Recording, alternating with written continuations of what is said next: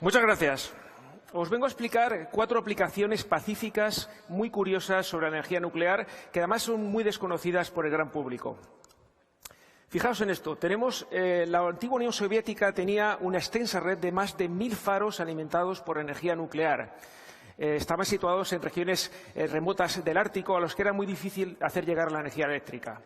El más famoso de ellos era el faro de Aniva, en Rusia, muy cerca de Japón. ¿Qué relación puede tener las misiones Apolo con los faros soviéticos? Fijaos en el dispositivo que tenía a sus pies Alan Bean de la NASA, del Apolo 12.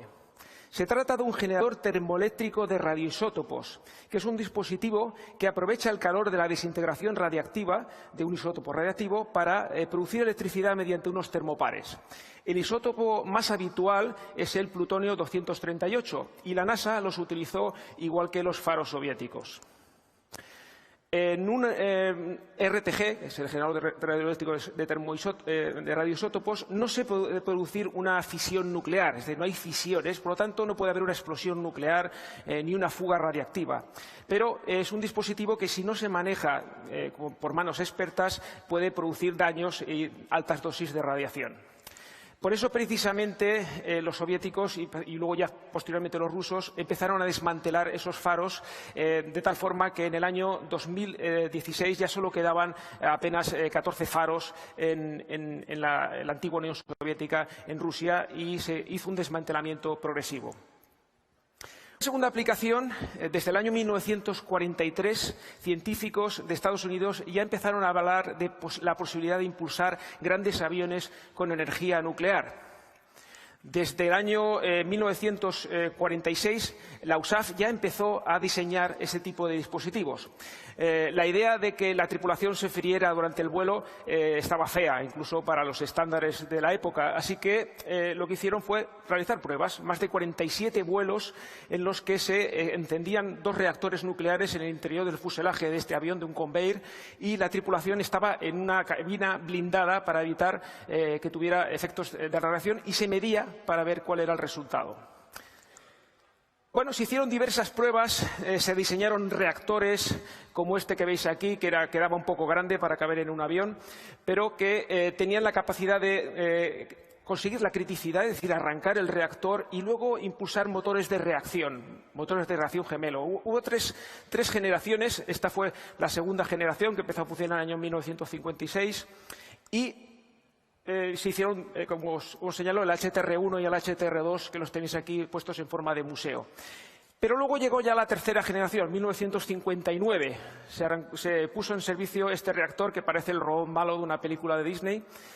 Fijaos los ojos que tiene. Bueno, pues este reactor funcionó desde 1959, funcionó durante 166 horas proporcionando 30 megavatios de potencia, demostrando que un reactor nuclear de propulsión aérea era tecnológicamente viable.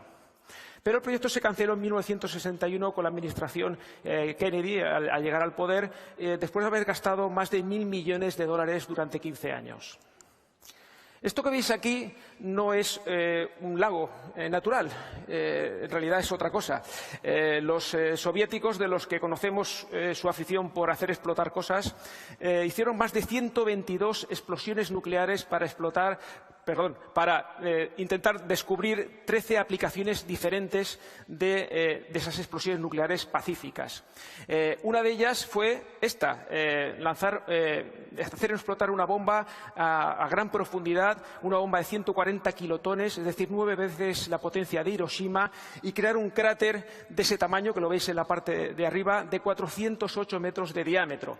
El agua, lógicamente, se quedó contaminada, debería utilizar teóricamente para la irrigación, pero se quedó contaminada, y Google, con un poco de sentido del humor, dice que está temporalmente cerrado. Pero quizá, bueno, los rusos hicieron los soviéticos, diferentes experimentos, e incluso intentaron estimular las extracciones de gas, fracking a lo ruso, pero quizá el uso más espectacular, en mi opinión, fue este, ¿no? Un incendio en Kazajistán en 1963 que duró 3 años, un incendio de un pozo petrolífero, y no había manera de apagarlo porque el combustible no paraba de llegar. Lo que hicieron fue un pozo de 1.500 metros de profundidad, hacer estallar estallar una bomba atómica de 2 veces la potencia de Hiroshima y en 23 segundos el fuego ya estaba extinguido. Esto que veis aquí es la Antártida. McMurdo es la mayor base de la Antártida. Está establecida fijamente desde el año 1955 por Estados Unidos. Tiene capacidad para más de 1.200 personas y tiene una curiosidad. El Congreso de Estados Unidos aprobó la construcción de un reactor nuclear para alimentar la estación de McMurdo en sustitución de los generadores diésel. Lo hizo desde el año 1960. Bueno, pues 2 años más tarde el reactor ya estaba instalado, era un reactor de agua a presión, tenía un alto grado de enriquecimiento y empezó a funcionar en el año 1962. Estaba situado en la parte más alta, estaba operado por la unidad de marina nuclear, de propulsión nuclear naval de la Marina de Estados Unidos, con una tripulación de 25 personas. El reactor no tuvo ningún accidente en todo ese tiempo, estuvo funcionando 10 años, pero se demostró que era poco fiable. Estaba disponible solo la mitad, en torno al 72% del tiempo, y tuvo diversos fallos de funcionamiento, con lo cual el proyecto fue cancelado, fue desmantelado, la zona fue totalmente descontaminada y desde entonces vuelven a alimentar a la base generadores diésel convencionales. Bueno, os he explicado una serie de proyectos curiosos que han fracasado, pero bueno, la energía nuclear también ha tenido proyectos que han funcionado, que siguen funcionando y que algunos de ellos son todavía más prometedores. La energía nuclear proporciona el 10% de la energía eléctrica mundial, el 22% en España, el 27% en la Unión Europea y el 50% de la energía baja en emisiones de la propia Unión Europea. De tal forma que se están construyendo muchos reactores nucleares, en torno a 59 reactores ahora mismo están en construcción, 89 están ya planeados para empezarse a construir en pocos meses, pocos años, y 340 están propuestos. Ya se está reciclando residuos radiactivos en varios reactores nucleares. Este es uno de ellos que está funcionando en operación comercial desde el año 2016. Los pequeños reactores modulares, que habréis oído hablar de ellos últimamente mucho, hay 72 proyectos en todo el mundo repartidos de la forma en la que lo estáis viendo. Algunos ya están funcionando también desde hace décadas y cada vez los oiréis más en los medios de comunicación. Por ejemplo, una central nuclear flotante que está alimentando al puerto de Pavek, una ciudad del Ártico ruso, y está suministrando energía eléctrica y vapor para calefacción y para usos industriales. La propulsión naval también cada vez está aumentando más su uso. Rusia tiene una flota de rompehielos nucleares, pero otros países, Japón, Corea, se están animando también a diseñar su propia marina nuclear impulsada por minicentrales nucleares. Y tenemos los reactores de investigación que sirven para conocer mucho mejor la energía nuclear y la física en general y para producir radioisótopos, radiofármacos que sirven para salvar vidas. Y no nos podemos olvidar, estando en Naucas, de las decenas de sondas espaciales alimentadas por RTGs, que, como os he comentado inicialmente, los mismos que alimentaban a los faros. Hay decenas de misiones espaciales, sobre todo en misiones que se alejan cada vez más del Sol.